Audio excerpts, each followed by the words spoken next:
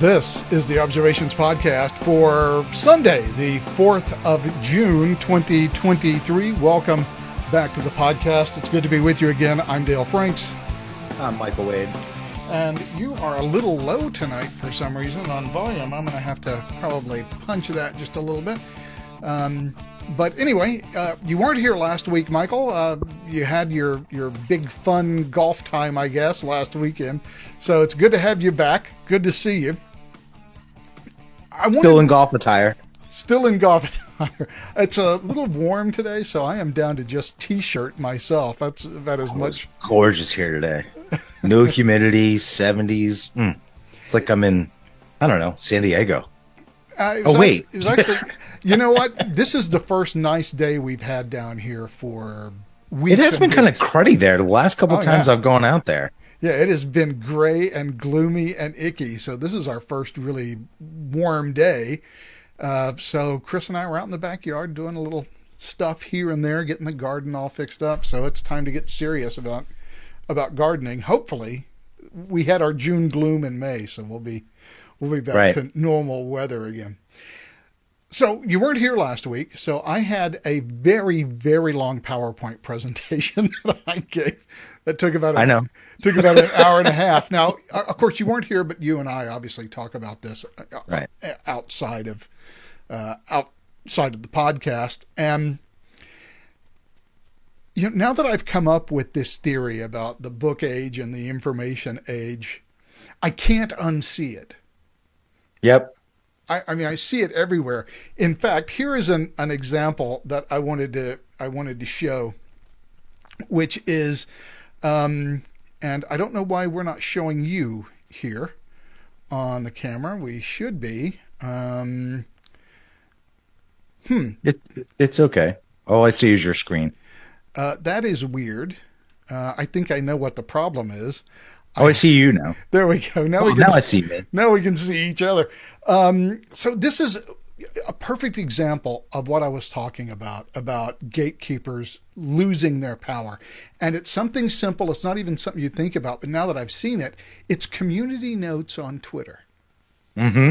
You know, 4 years ago, there really wasn't community notes. And certainly before that, there wasn't. So you could come out with a tweet like this one from Trump's team, that Ron DeSantis voted on Christopher Wray's nomination for the FBI, and Christopher Wray was a horrible nominee.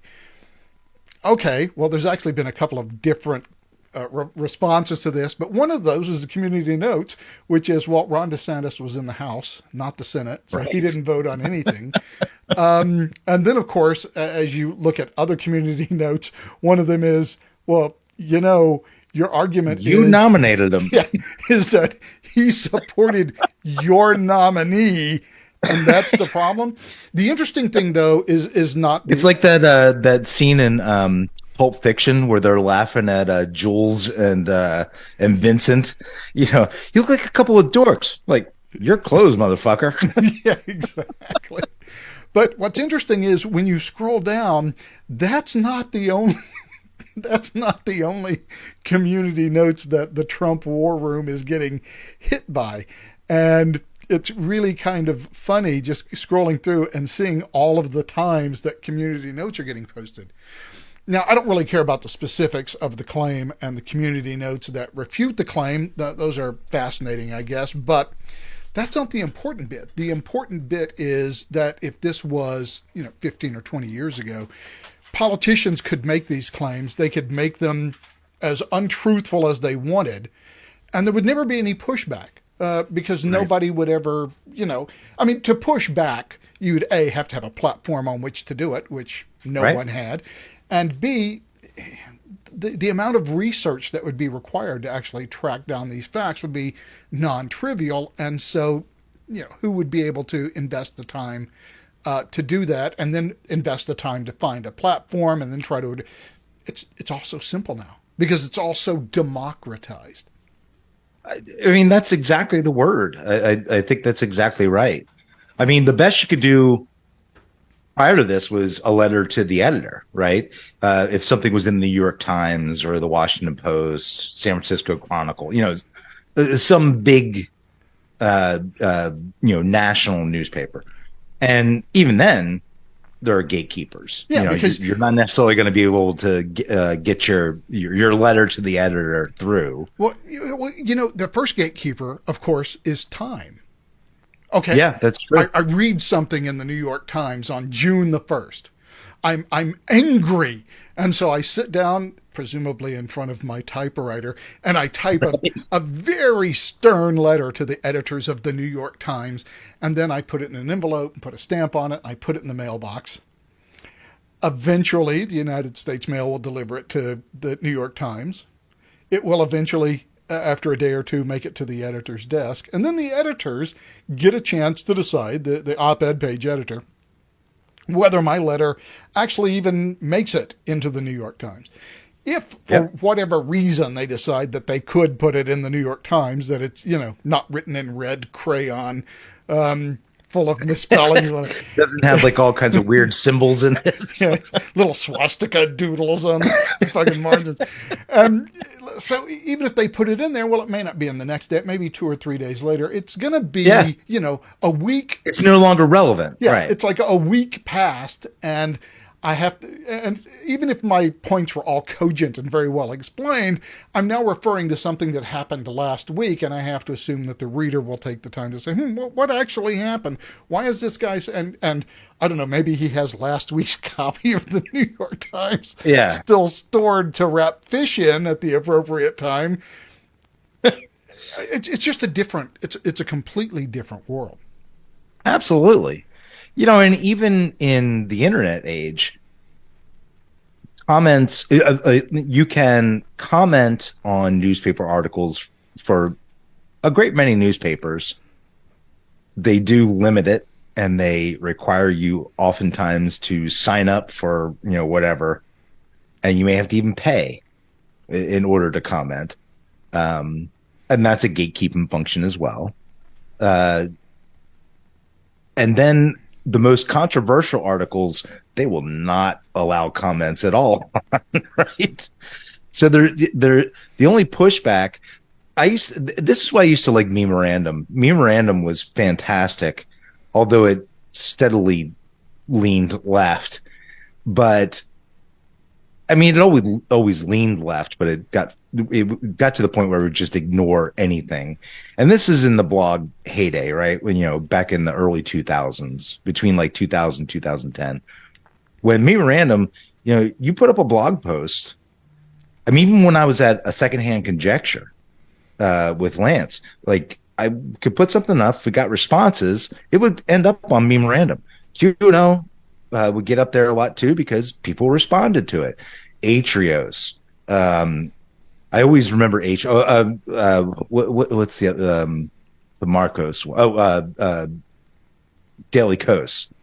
A political animal. I mean, there was all these, blogs that would respond to it across the aisles, right? Across the ideologies. And it was fantastic. You could find so much information, so much theory and ideology, arguments. There was a lot of ad hominem stuff too, but it was at least a lot more intellectually stimulating. Yeah, well, social media killed that. Yeah. Well, and then we had, what's the Ariana Huffington Post, and then the whole PJ Media conglomeration, and everything kind of tightened down, and I don't know. I think it's gotten worse as we have these bigger conglomerates, kind of take over the entire space and control who gets, a voice and who doesn't. Well, it's true that they now have these conglomerates that change how amplification works. But with social media, I think you came up with the term. We're in the frothy time. Right. And we don't know how all of this is going to settle out. We don't actually know what the final tools are that we're going to have at Yeah, our we're at the disposal waves crashing on the beach, and who knows what the hell's going to actually surface. Yeah, at this point, there are a billion people who are just throwing crap against the wall. Right. And some of it sticks for a while, then other stuff sticks, and we haven't. It's only been 20 years, and we haven't figured out how this democratization is going to work any more than somebody, in 1470, 20 years after the invention of the printing press, could have figured out. Right. That's a great analogy. The wealth of ideas that ultimately would show up in books. But yeah, because at first it was the Bible, it was religious teachings, and it took a while for actual literature to be reproduced and actually produced. At first, the only literature that was produced via the Gutenberg machine was old Greek plays, Aristotle, Plato, yeah, Aristophanes, exactly. And so we don't really know what the offshoot of this is ultimately going to be. I think we're still looking. People looked at blogs first because anybody could put up a website, and there was all this blogging software, including the software that I wrote that ran Q&O for several years. That was awesome software, actually. I do like the way that worked. I just didn't have the time. It was so clean and simple. It was way better than WordPress. I didn't have the time to keep it updated. But in any event, and then social media came, and I didn't have to have a website. I could have this social media account, and I could post relatively long-form stuff. So there was like Tumblr, which sort of came and then kind of went. Facebook came and largely has gone as well. Now we're kind of in the Twitter era. Will Twitter be around in 10, 15 years? Who knows? We have no idea. We don't know what the future looks like any more than anyone. Skipped over MySpace. MySpace. Yeah, MySpace existed. MySpace was huge. Oh yeah, for like 6-7 years. And the interesting thing about all of this, we don't know what the future looks like. We don't know who the big players are going to be. What we do know is that ultimately in the information age, there will be new information elites. But we honestly don't know who they are. I don't think if you'd asked, again, in 1500, if you'd asked somebody, what's this about mass media? People would have just stared at you blankly. They wouldn't have had any idea about the idea of, hey, what if I just printed something new every day that just said, hey, this is what's going on in the town. Yep. Would people be interested in that? Well, eventually, they did have town criers and stuff before them, but something that was tangible, it was unheard of. Right. So we don't know what the future looks like. We don't know what we don't know what the book age gatekeepers are going to do to try to keep their positions as gatekeepers. I don't know how they will ultimately, because you're not going to. Well, we have some clue. Well, I mean, don't you think? I mean, we've seen efforts.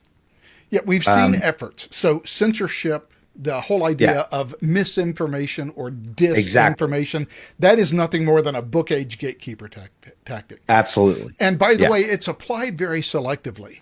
And I noticed this. YouTube, the platform that we are currently on right now, YouTube this week came out and said, we have removed talking about questioning the integrity of elections.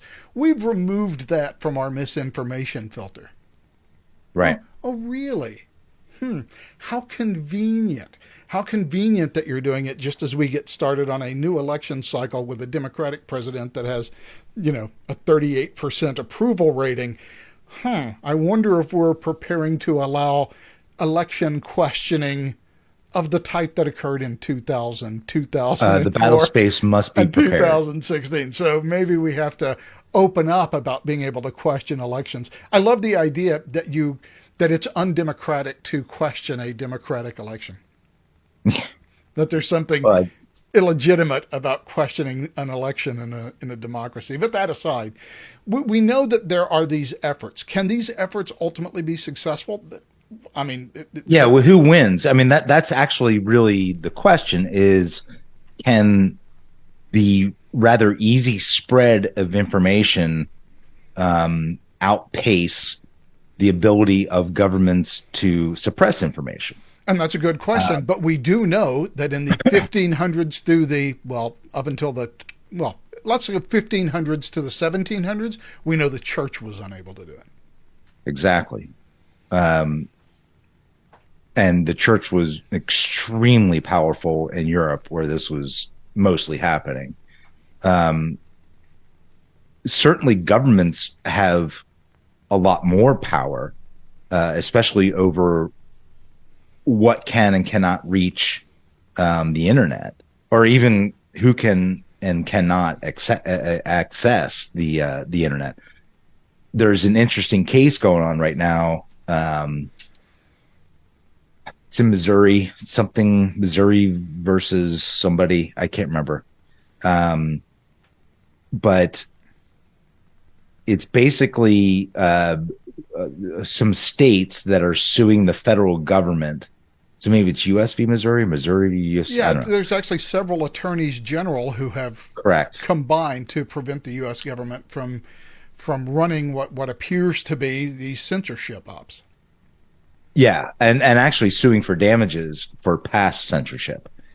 So it's in combination essentially a tort suit plus seeking a permanent injunction against the federal government from influencing and coercing social media sites to do their bidding, which we know they've done. I mean, there's just so much, the whole Twitter files. I mean, it's clear that has been happening, yes. Right.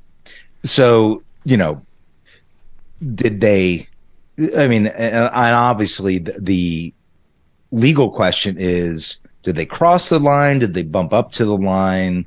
And, that's where the arguments are. I know what I think, but that doesn't matter. It's going to matter what you can convince a court that actually happened, and ultimately the Supreme Court. As we always used to say in military police, it doesn't matter what you know. It only matters what you can prove. Exactly. That's exactly right. So, I don't know. I know what I think, but what I think doesn't really matter. So it is interesting, though, that there are especially states pushing back against this.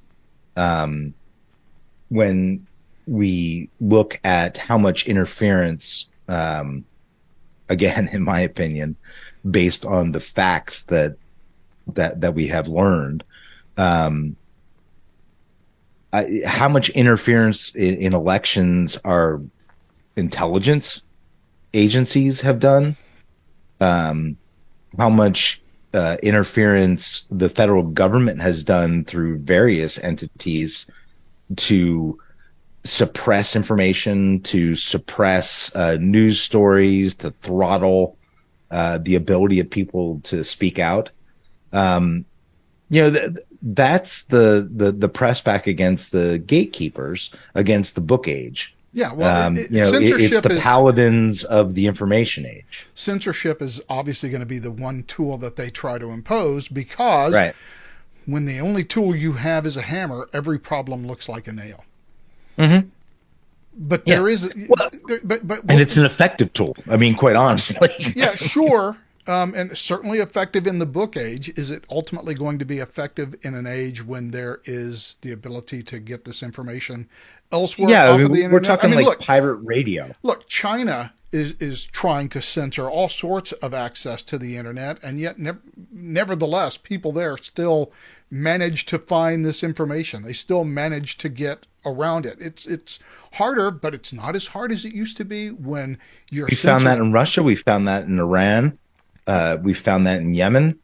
Yeah, that's exactly right. I mean, even back during the Cold War, we found it in East Germany, where people would mail VHS tapes of like American TV shows and radio broadcasts on tape, on like cassette tape, to people in East Germany, just so that they could get that information. Or not even all of it was information. I mean, like I said, like if I recall correctly, they were sending sending VHS tapes of like Happy Days and the Cosby Show, like stuff like that. Yeah, And there is in fact a documentary about how Chuck Norris destroyed communism, which is about how in Romania they had this secret underground thing, and they even managed to pay off the secret police to do it so that people could send in VHS tapes to Romania. And then someone would sit there and watch the VHS tape and translate what they were saying into Romanian. And it was usually one person who did all of the translation. Yeah. And then they would distribute these videotapes to people in Romania so that, they could actually sit and watch these VHS things in their living room. Somebody would have a VHS player and they would invite everybody in the apartment building to come and watch a Chuck Norris movie. It's like the way you get around pay-per-view for the pretty big much. Match. And in the information age, that's not going to be harder to do. That's going to be a hell of a lot simpler. And so the thing is, we don't know, because we think about the transition of the book age or the church age to the book age as having ultimately the revolutionary idea of democratic governance, the explosion of the scientific method, ultimately the Industrial Revolution, all of which made possible by the fact that we can now store knowledge in books and make them readily accessible. And we think of all those good things. We don't think about Marxism, the 30 Years' War, all of the other, the French Revolution, which just turned into a complete bloodbath, World War I, World War II, Nazism as an ideology. Sure, there was a lot of good stuff that came from the book age, but it was not just progress and, go towards the light. There were a lot of people who wanted to go towards the dark and indeed did. And the information age is not going to be any different. I think, in fact, in many ways, it's even more frightening because we now have the ability to destroy ourselves, which in the book age until the very end, we never had. Now we do. And what I want to know is when the book age began, and I guess, you started in 1500 with the Gutenberg, or 1450, with the Gutenberg press. Normally, the first thing it would go to would be porn. So are there like examples like middle-aged porn from 1450? Not that I know of. There's got to be. There's got to be something. There has got to be. Somebody had to be making naughty woodcuts so that they could be printed in books, secretly. I'm sure they did. I know that in Asia it was fairly commonplace. Sure, yeah. Like Japan, China. Mm-hmm. But of course, in Europe, you had basically, at least initially, church control of... The church was very much in charge of everything. Yeah. Yeah. The church through its, saviors, which were the kings and queens of all of Europe. So, yeah.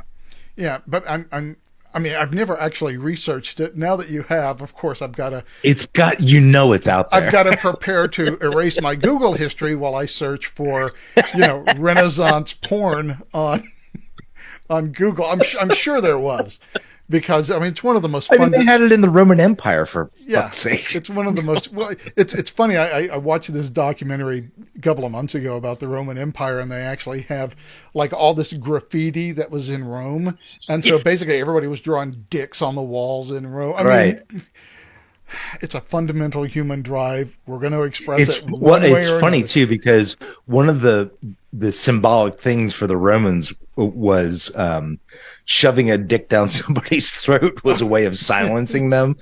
So it's like, I'm taking your voice, bitch. Yeah, I'm sure that there is, but it was also an era when the church. That was an really aside. The church really. I know it was a little off track. But anyway, it's now that I've seen it, I can't unsee it. I see examples of it all the time. But I think that's probably enough time. I talked about it for an hour and a half. I think that's probably enough time talking about it tonight. One of the other things I really wanted to talk about tonight was how screwed is Disney in Florida? Yeah. Oh, I don't think it's just in Florida. Disney has made several catastrophic mistakes over the past 10 years, including hiring Kathleen Kennedy, buying out George Lucas, um, and then ruining these franchises. Well, sure. I mean, there's all kinds of business problems that Disney has. But that underlies the problem now that they have brought upon themselves by going after Florida for something that did not affect them. One way just did not affect them. And they had to speak out about it and Here's the thing, fuck around, find out. Here's the thing, and we are, well, I guess in your sense, it's the don't say gay law, which Disney initially ignored.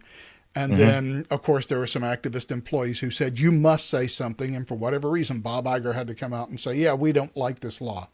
Oh, well, as it happened. Nice special district you have there. As I think everybody knows, Disney had the Reedy Creek Improvement District. Now, what I don't think a lot of people know is the way that the district was run, it was run by commissioners, all of whom were supposed to be landowners in the district. And you had to own like an acre or more of land to have a seat on this governing board. Now, originally, Disney sold Reedy... But there was only so many seats. It was like 12 or something. Right. But originally, Disney sold Reedy Creek to Florida with the idea that they were going to build a community in Florida. It wasn't just going to be a theme park. They were actually going to build a town in Florida where people could live, which of course never happened. But they already had it set up with the idea that these landowners would have a say in how it worked. Now there are no landowners except largely Disney. So what Disney would do is Disney would deed people a plot of land, 1 acre for, a year, and then they could sit on the Disney board. Of course, if Disney decides, it was only a temporary grant of ownership, a temporary deed. And they were all like Disney employees. Yeah. And so, they're pretty beholden to Disney. So basically, we've talked regulatory capture 1,000 times, and this is regulatory capture writ large.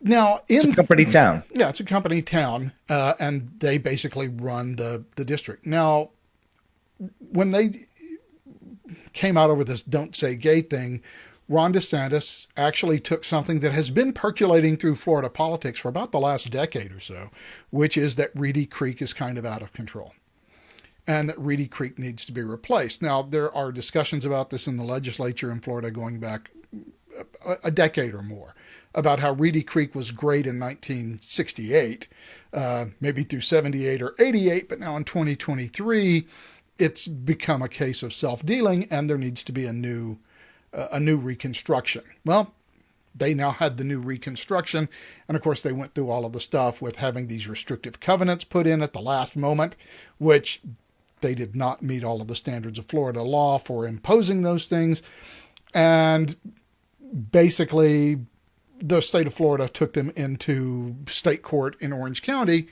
Actually, recall that Disney took Florida into court in the northern district of Florida, which they are not in. That's true. So, in fact, let's take a look at that, because I find that kind of fascinating as well. Here are the federal judicial districts in Florida. Now, the Middle District of Florida contains, which is where Disney is, Orange and Osceola counties. And Disney kind of is split mainly in Orange County, but also partially in Osceola County. So Disney is actually in the Middle District of Florida. What they decided to do is trot up to Tallahassee, to the Northern District of Florida, and as it happens, the chief judge in the Northern District of Florida is a guy named Mark Walker, who is an Obama appointee. He has made several anti-DeSantis statements in various contexts. In non-related cases. Yeah, we'll get to that. But he's made these comments, but not only in cases publicly, he's spoken out against DeSantis on a couple of issues. But in any event, He is the chief judge in the Northern District of Florida, which means he's the guy who assigns cases. Disney assumed he would assign that case to himself. And they assumed. And I'm sure they had no discussion at all. And he did, in fact, assign that case to himself. Here's my shocked face. So the state of Florida, of course, goes in and says, we have some doubts based on your past public statements about your impartiality. You got to go. Asking him to recuse himself. Now, the way this works, according to a lawyer who is actually a specialist in Florida special district law, says that, look, in a case like this, when it's all about state law, in general, you run with what the state's version of recusal is supposed to be. And the feds basically have it codified in Florida that unless it's just something egregious, whenever the plaintiff says, no, you said this, you got to leave, basically you got to leave. And in any event, they put this in. Disney, of course, put in a motion saying, oh, no, Judge, we don't think you should accuse yourself. You are as fair can be. However, what we ended up with day before yesterday was an order on disqualification from Judge Walker, which is perhaps one of the most petulant and childish recusal orders that I personally have ever seen. Certainly self-serving, yeah. Yeah, very self-serving. And I love the first paragraph, which basically says, look, I've listened to everything Ron DeSantis has to say, and it's all a bunch of bullshit. It's all bullshit about me having to recuse myself. Now, I am going to recuse myself.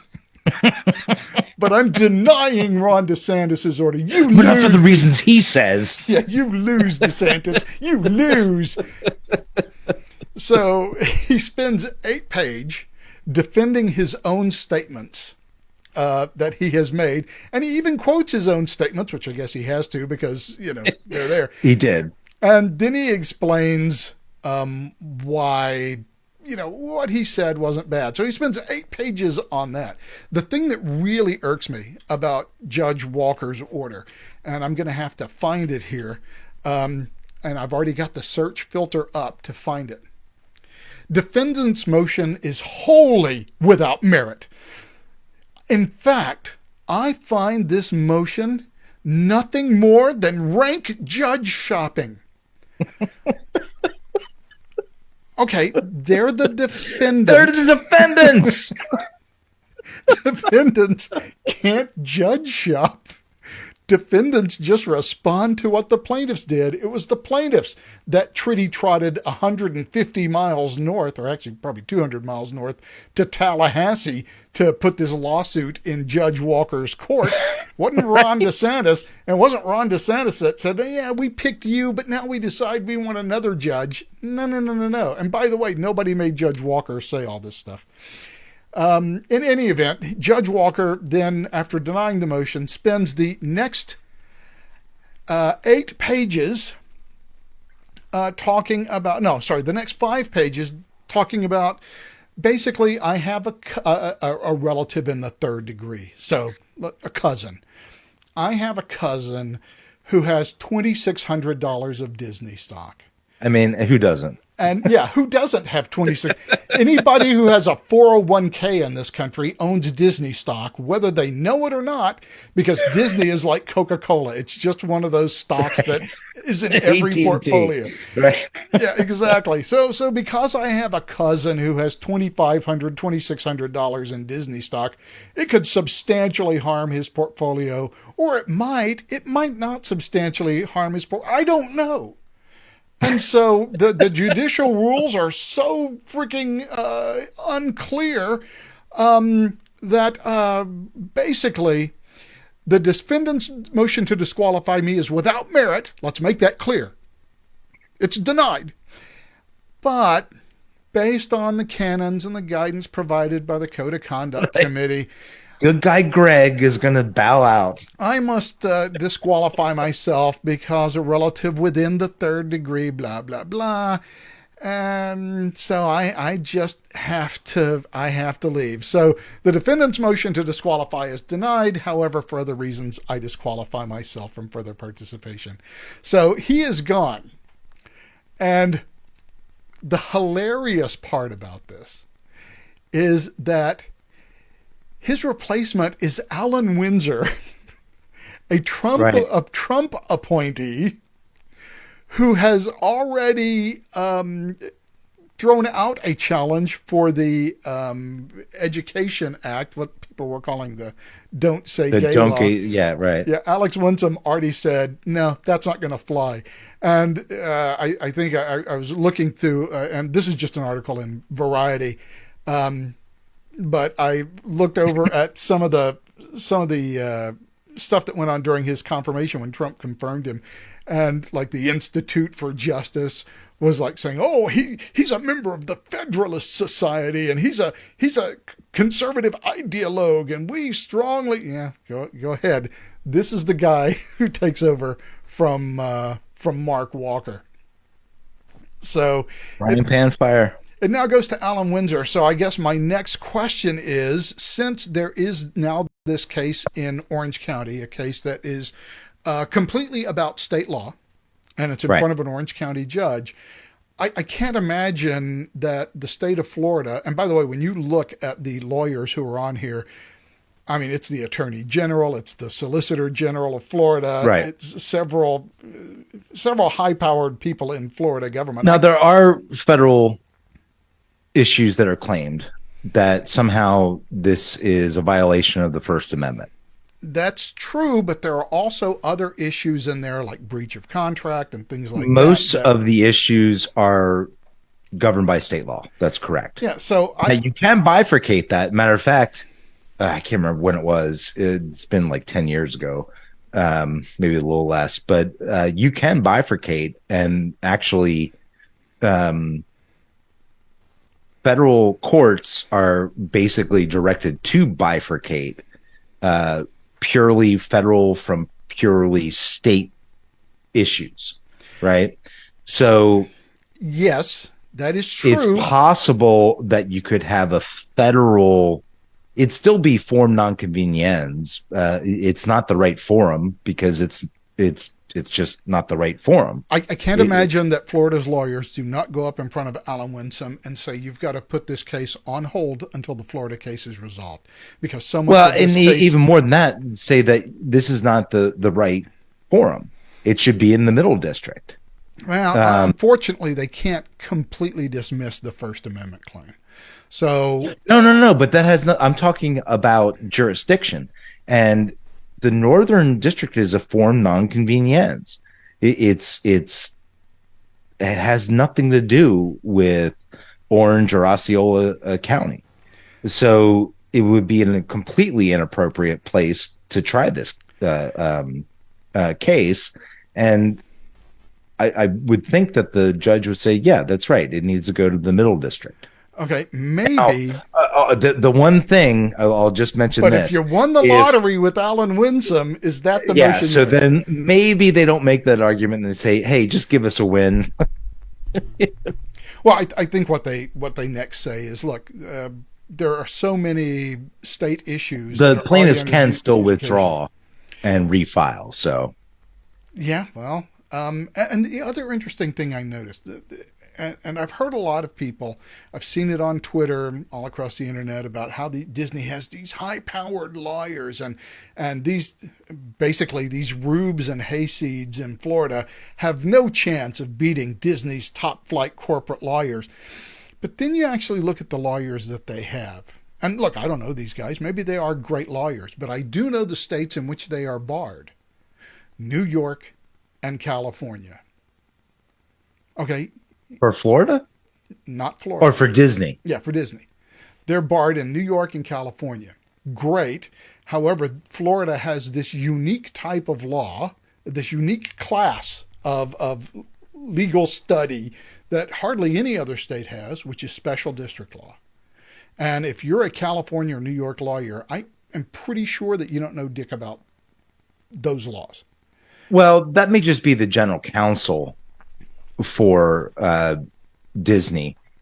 I'm sure they're hiring local lawyers because first of all, if you're they're just not named in the motions. So I'm looking at the lawyers who are named in the motion. As a general counsel myself, I can't, of a California company, I can't represent my employer in court because I'm an employee, so I'm considered part of the company. Company cannot represent itself in court. You have to hire outside counsel. I would assume that it's the same thing. Actually, I know for a fact it's the same thing in Florida. So the general counsel, or their attorney staff, probably are California and New York lawyers, but they're hiring local lawyers to represent them. Matter of fact, they probably had them on retainer for 50 years or something. Okay, I'm gonna have to go in and search again, and I'm gonna do it real quick because I had the orders but I didn't bookmark them. Yeah, what you want to look at is, and I actually wanted to get that. Can you look up the complaint? Yeah, I actually had just got all of the, and I forget where I got it, and I forget what the search was, because now that I have copied it, and JSTOR, or I had the one thing that I had, I could actually go back and look at the orders, and it lists all of the counsel for both the plaintiff and the defendant, and everybody that I see is barred in California and New York, and they're not Disney employees; they are other law firms. So to me, it looks like they are outside counsel. Okay, there has to be a local counsel. Well, yeah, I would assume I would assume that would be true, because they have to work under his work under somebody who is barred in Florida. In order to have access to Florida courts as a representative, you can go in pro hoc vice, and be like the lead counsel. I've done this before too. But you have to have a local counsel who is a member of the bar, who basically shepherds you through the process. So there's got to be at least one Florida barred counsel, which isn't unusual. There's a lot of people barred in Florida who don't necessarily even live in Florida. Yeah, well, this is very frustrating, because I had an article that actually had all of the PDFs, all of the articles, and I would actually have been able to show who those lawyers I could were. Probably look it up pretty quick. Yeah, well, that's okay. Who cares? It doesn't look like Disney. It's a side issue. Yeah, it doesn't look like Disney has those sort of Florida pros who are sort of listed as the of record counsel in these. You know who the big Florida pro is David Boies. Remember David Boies? Yeah. Although I don't think he's a pro in special district law. Not that it matters. It does not look good. He's a trial lawyer. Yeah, he's a big time trial lawyer. So for listeners who may not remember him, he was the one, he defended that Kennedy kid, right? The one that was accused of murdering and raping some woman. He's done a lot of other high profile, and he has offices around the country. He's an extremely high profile, he's essentially a defense attorney, but I mean, he's a trial attorney, like a real trial attorney. He's actually very, very good at trial law, which is a specialty unto itself. But I wouldn't be surprised if he's involved somewhere on Disney's. It may not be his name, but it wouldn't be surprising to me that he or some mentor or mentee, protege, whatever, that wouldn't surprise me at all. You're right, though, that the Reedy Creek district stuff is very intensely property based, and Florida law based, it's a very uh, narrow area of expertise. Well, here's the thing, though, and this is what gets me about the federal claim. Reedy Creek is not Disney. That's correct. Reedy Creek is a Florida government entity. Although they, in their pleadings, they basically say that they are one and the same. Yes, which they do. Militates against them, right? Yeah, because if I was putting in a pleading in federal court that said Reedy Creek and Disney are inseparable, right, I might have some concern about the $12 billion in bonds that were issued by the Reedy Creek Improvement District, which certified that Reedy Creek was entirely separate and independent from Walt Disney Corporation. Exactly. That would seem and that's only one problem, because if then it's decided, well, nope, they aren't separate, then, oh, wait a minute. You mean the entire Disney Corporation is now responsible for these? Yeah, so you now owe us $12 billion. You now owe the people of Florida $12 billion. That's, I think in the stock market, they call that a big hit. Yeah, I think so. So and all this talk about Disney has these really great lawyers. I just don't see it. Now, look, I'm not a lawyer. You are. So I have some doubts about my usual interpretations of what the law is, or my doubts about my own assessment of the competency of their attorneys. But their attorneys do not seem competent to me. I want to. Yeah, well, you're right to feel inferior. I mean, because we are superior beings. So I respect the fact that you see that in this issue. All right. Anyway, but I don't. Now that I'm done fucking with you. Yeah, I just don't understand the strategy of, look, we are the same. Look, we committed securities fraud because we're the same thing. Right. You have got to give us standing in this case. That's not an argument that I would make to a federal judge. I'm just saying. I can't remember if we did it on the podcast, if we were just talking, but back when they started this thing, and I saw the these last minute agreements with the whole, the last of the King of England's children. Yeah, exactly. I was like, that does not fly in American law. I mean, I'm not an expert on Florida law by any means, but I mean, I've been practicing for long enough to know that we got rid of, every state. Some states never had it. The original 13 colony states had it for a while, but got rid of it pretty quickly. What's called a fee tail. You cannot do that. You can't tie up property for that long. It's just not possible. So it automatically violates the right against what is it called? The rule against perpetuity. Rule against perpetuities. So it was, and the thing is, they had to know this. I don't think they did not know it. They did it for some other reason. What reason? I don't know. I think, and I can't remember if we discussed it on the podcast or you and I were just talking. It was a play for time, in order to tie things up until another election could come about or something. I don't know.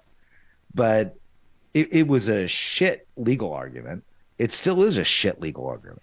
So, yeah, no. Like you said earlier, or maybe you texted me that. I don't know. But at some point you said that it looks like Disney's in trouble here. Yes, I absolutely agree. Disney is in trouble here. I mean, they're in trouble to the extent that they're going to have to pay some damages, mostly attorney's fees. It's not going to be a big hit for them, and they're not going to get their way. Look, none of this is. See, here's the thing: none of this is going to be a big hit for them. Okay, they're now going to have to comply with whatever the state fire code is and state building codes. So I'm sure there will be some marginal cost additions to building and developing. They're going to have to submit for approval like everybody else. They don't have their own internal, hey, we can build They whatever can't. we You're right. want. They just can't self certify anymore. Yeah, exactly. So sure, that will be some extra marginal cost, I'm sure, administrative cost, but the removal of Reedy Creek from Disney and replacing it with this South Florida Tourism Oversight Board, Right. that really doesn't have much of a direct effect on Disney. Disney's response to this seems to be so over the top and so asking to be. And this is the other thing: when they put those restrictive covenants in, they might as well have just called up Ron DeSantis and said, "Please take us to court. Please sue us in state court." Because you almost wonder if they did do that. I mean, because that seems like the only potential advantage they could have had to like fight with him openly. I don't know. Because you're right. It was organizationally, corporately rather stupid.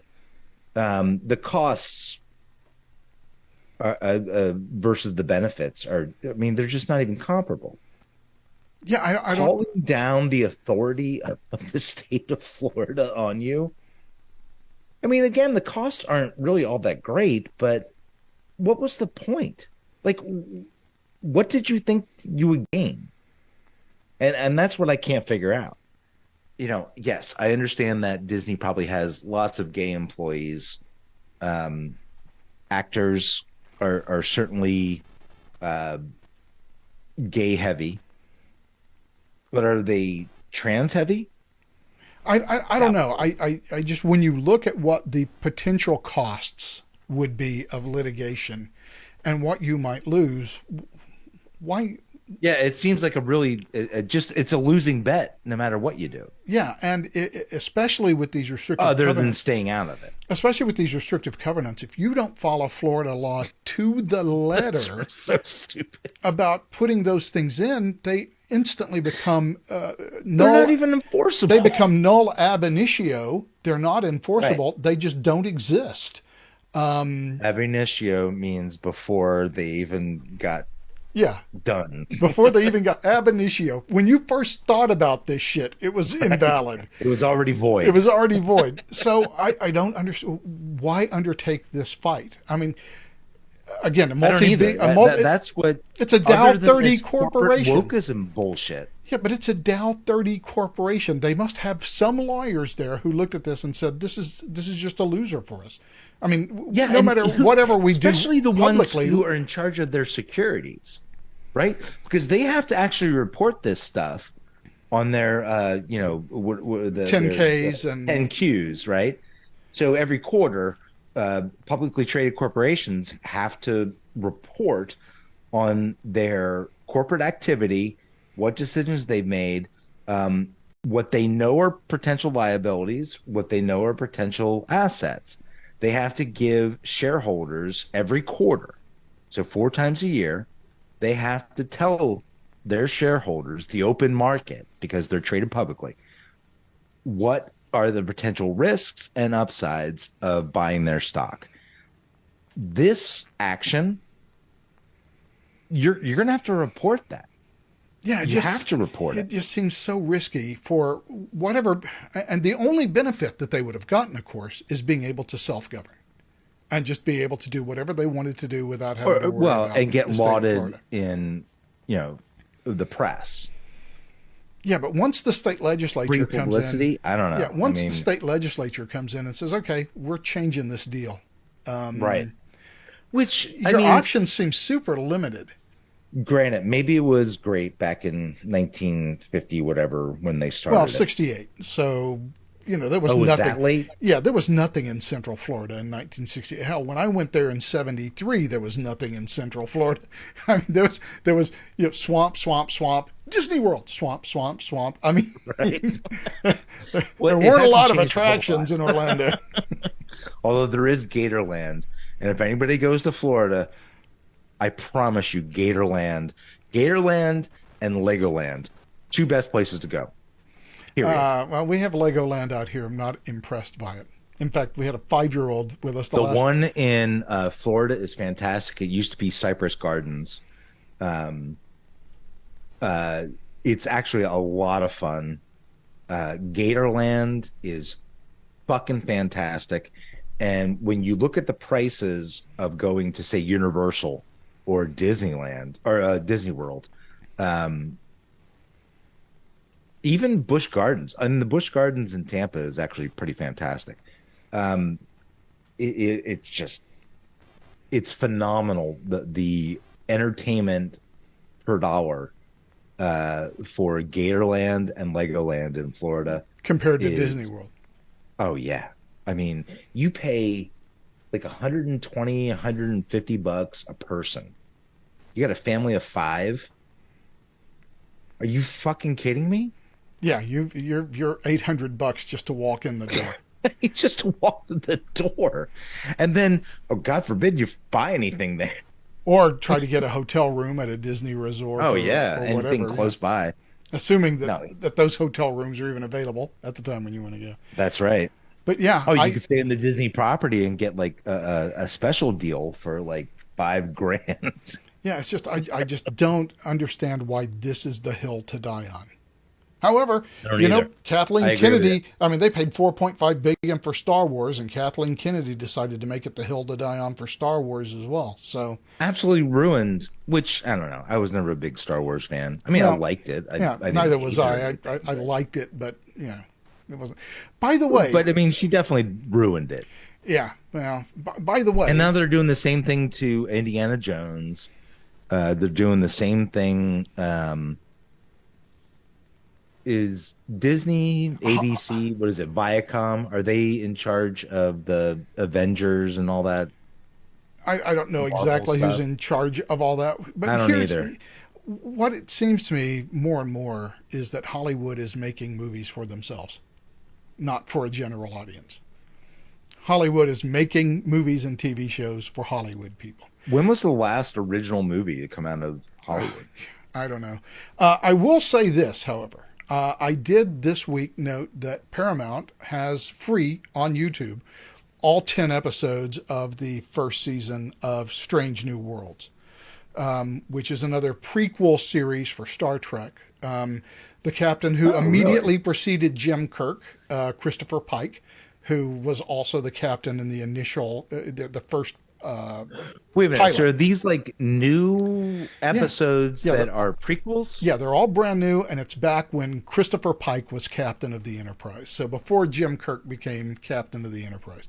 Okay, So, but these aren't like set in like 19, well, whatever, Starlog 20, whatever. basically, they're set about 6 years before Jim Kirk took over the captain. Okay, I gotcha. Enterprise. So Oh, it's that about sounds kind of cool. so it's about The 6 original years Star Trek prior. was fantastic. Yeah, well, in some I ways, loved it. Yes, yeah. Don't rain on my parade. Yeah, well, I could give you a whole list of episodes. In this particular series, it seems to be the most original Star Trek-like series that we've seen produced for a long time. Really? Yeah, I mean, it's just there's one episode that's just kind of silly, but of course, in every Star Trek Now, did you season, like there's the one new silly generation episode. Star Trek? There were parts of it that I liked. There were parts of it that I I saw maybe didn't 2 episodes. like. I always felt that I it was had nothing against Picard. I had nothing. I'm like, I thought it just- was too touchy-feely compared to the original Star Trek.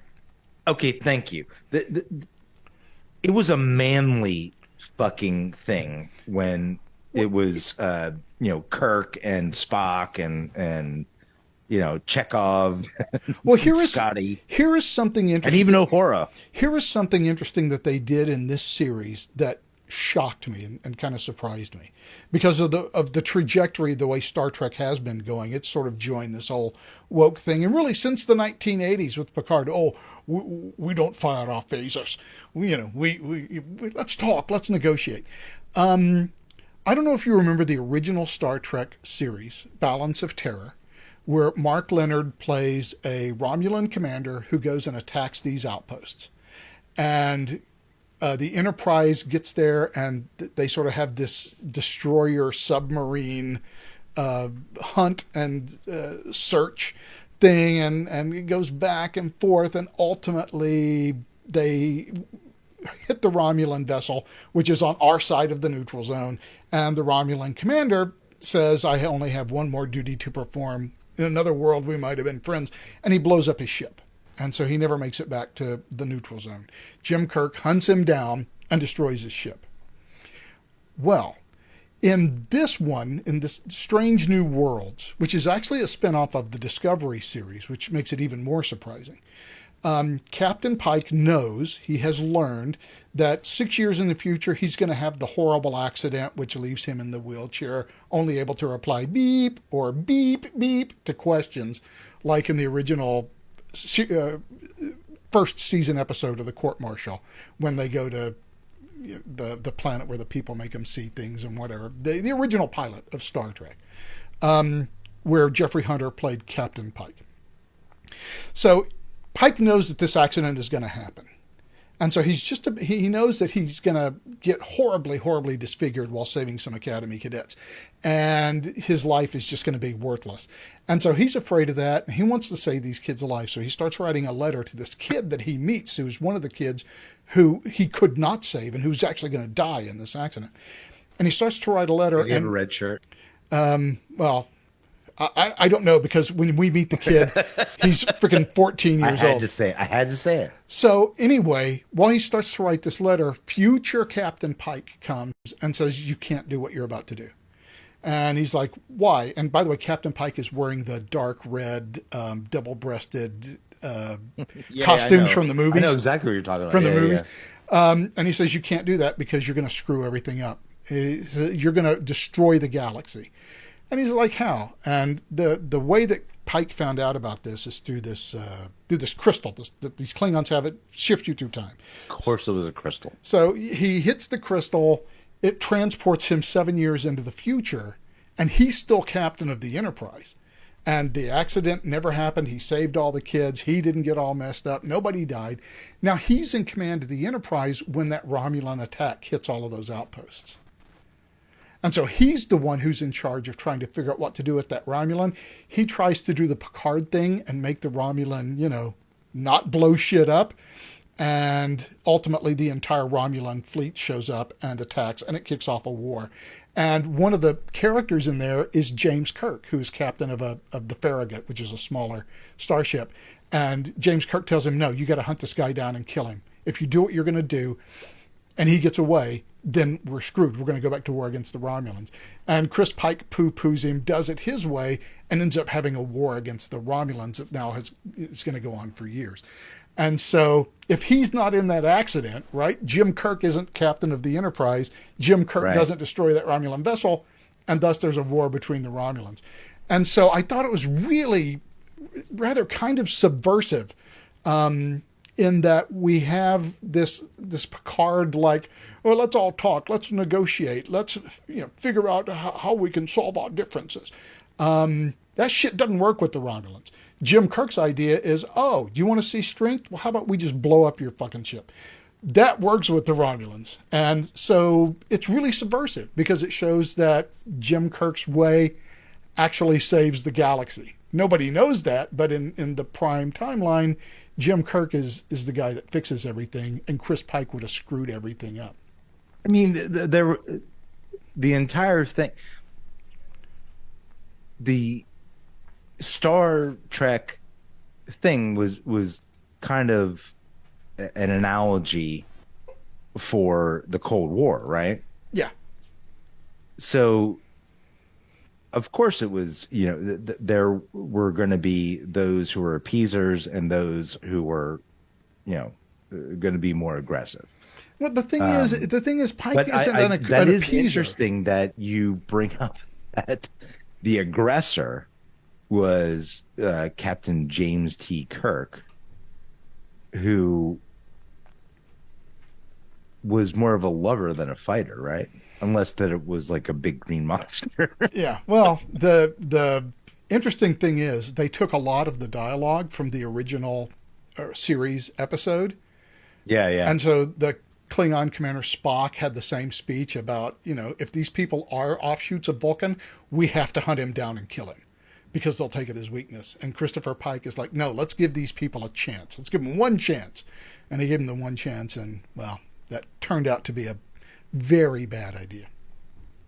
But it kind of subverts this whole thing that we've seen since Star Trek The Next Generation. Lives on no matter what we do. There's always a Clemenceau. So it really is sort of subversive to this idea. And I was kind of surprised to see it in Star Trek. That seems to me to be at least... I'm rather shocked at what you're describing to me, that this shows up in a... And you're saying this is a Hollywood thing. Yeah, and this is a modern Star Trek where we basically just sort of... That's incredible, because you're absolutely right. That you are right, that is subversive. That is completely counter to everything Hollywood has been doing now for years. Jesus, like 70 years. Yeah, so I was very interested to see it, and they're also doing something that no other Star Trek series has ever done. They are making the Gorn the number one bad guy, which we'll see how that works out in season 2. Season 1 was only 10 episodes, but episode 10, by the way, available for free on YouTube at Paramount's channel. Have you watched What Is a Woman yet? No, I have not. I actually don't even intend to watch it. I've got half of it. I think I've got a pretty good idea what Matt Walsh says. For listeners who haven't watched it, it's free on Twitter right now. You just have to go to dailywire.com or Daily Wire feed on Twitter.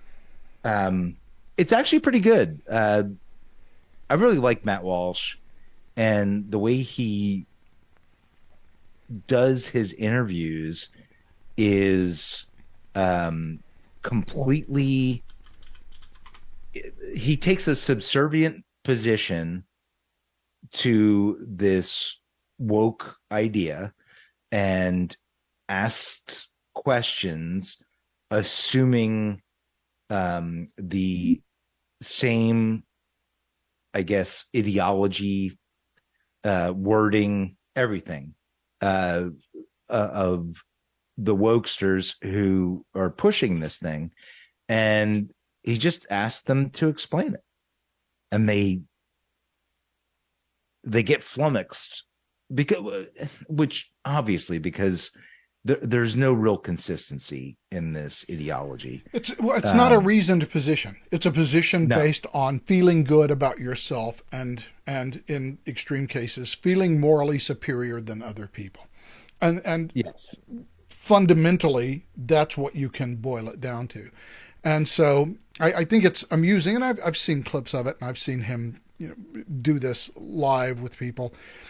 It's interesting, but again, it runs up against you can't reason people out of a position they didn't reason themselves into. Absolutely. And so he doesn't even try, which I think is one of the most interesting things about it, is he does not offer, I mean, at times he sort of does, but he simply asks them questions based on their own supposed reality. And he asks them to tie it up. How do you reconcile these things? And, and they get completely flummoxed. And it's very interesting. It's a little heartbreaking at times. I've only watched the first half. I'm going to actually try to finish up the second half today. It's really good, and it's free right now on Twitter. All you got to do is go to Daily Wire feed on Twitter, and I guess you may have to look up Daily Wire and What Is a Woman, but it's there for free. If anybody's interested, I think you should take advantage of it. And it has had tens of millions of views, by the way. And oh no, the reason that you're seeing me on the screen many, many times is that Michael has now just, he's lost the plot. He is gone. And I'm going to assume that his Mac has packed up and he is out of the podcast.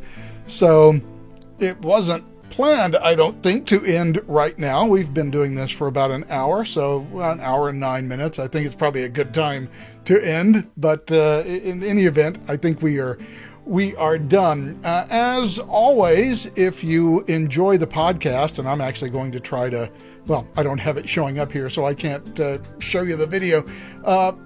Like, comment, subscribe on the video if you enjoyed it. Hitting the like button and commenting all helps us out in the algorithm. So if you are inclined to do so, please do so. For now, though, that, I guess, is going to be the end of the podcast. The conversation is abruptly ended, so I will give you back the balance of your evening. We'll look forward to talking to you again next week. Until then, so long.